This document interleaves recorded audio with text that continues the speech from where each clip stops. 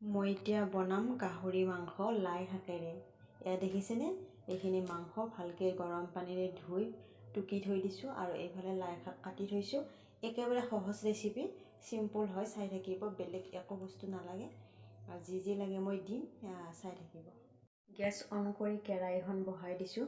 এতিয়া ইয়াতে মই তেল দিম, বেছিকৈ তেল নিদিওঁ, গাহৰি মাংসত তেল থাকে আৰু লাই শাকটো তেল এতিয়াই হয় নামমাত্ৰ। কিছুমানে বইল কৰিয়ে বনাই দিয়ে, মাংস শাক গোটেই বইল কৰি বনায়, সেইটো এটা বেলেগ টেষ্ট হয়। মই অলপমান তেল দি দিছোঁ, অলপমান বেলেগ টেষ্ট লাগিব এইটো। তেলখিনি গৰম হ'লে মই মাংসখিনি দি দিম।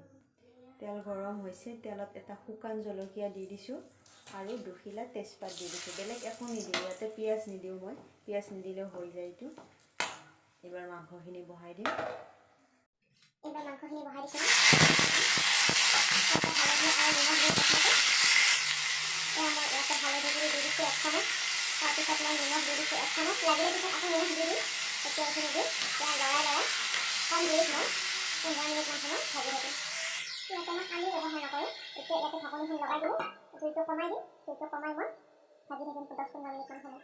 মিনিট পিছত মই এতিয়া ঢাকনিখন গুচাই দিছোঁ।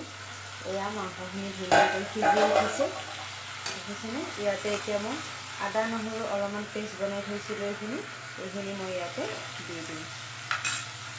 আদা নহৰুৰ পেষ্টটো মই দি দিলোঁ। আদা নহৰু জলকীয়া দিছোঁ দুটা, এইখিনি দিম।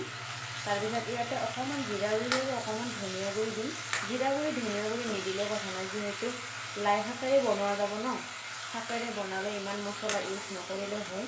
তথাপি মই অলপমান দি দিছোঁ। এইটো ধনিয়া গুড়ি হয় আৰু এইফালে এইখিনি জিৰা গুড়ি। এতিয়া লৰাই দিম আৰু 5 মিনিট 10 মিনিটমান সময় ভাজি, তাৰপিছত লাই শাকখিনি মই ঢাকনিখন মই গুচাই দিছোঁ। 10 মিনিট পিছত এই দেখিছেনে কি ধুনীয়াকৈ সিজি আহিছে আৰু ধুনীয়া গোন্ধ ওলাইছে। আদা নহৰুখিনি ইয়াতে মিলি গৈছে।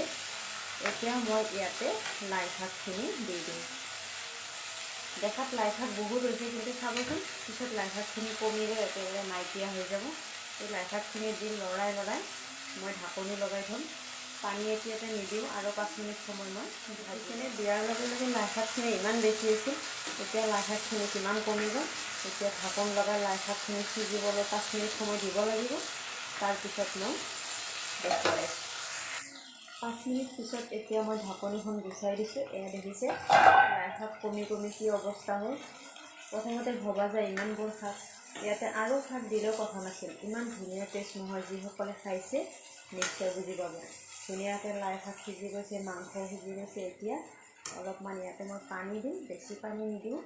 পানী অলপমান দি আৰু 15 মিনিট সময় মই জুইটো বঢ়াই দিম, মাজতে কমাইও দিম, এনেকৈ উতলিবলৈ দিম। এতিয়া মই ইয়াতে পানী ঢালি দিলোঁ, ইয়াতে পানী দি দিলোঁ, বেছি নিদিওঁ, বাছ এইখিনি দি দিলোঁ। উতল আহিব আৰু নিমখ মই সোৱাদ অনুসৰি ইয়াতে দি দিম আৰু প্ৰথমতে অকণমান দিছিলোঁ। ইয়াত যেতিয়া উতলিব, উতলাৰ পিছত আমি নমাই থ'ম।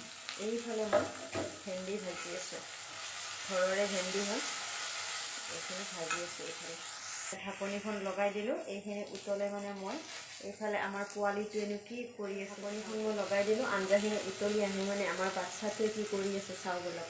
এইফালে এই দেখিছেনে সি পঢ়ি আছে।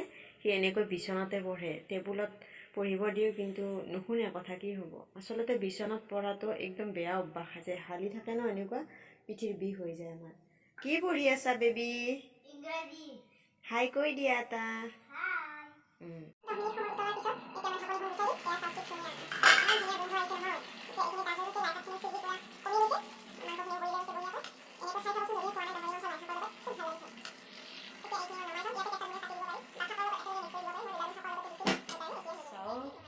টেষ্টি লাই শাক গাহৰি ৰেডি হৈ গ'ল আমাৰ। এতিয়া খোৱাহে কথা গৰম গৰমে। আপোনালোকেও যদি ভাত খোৱা না, খাই লওক আৰু মোৰ লগত একেলগতে, নেকি? আহক গাহৰি মাংসৰ জুতি লওক।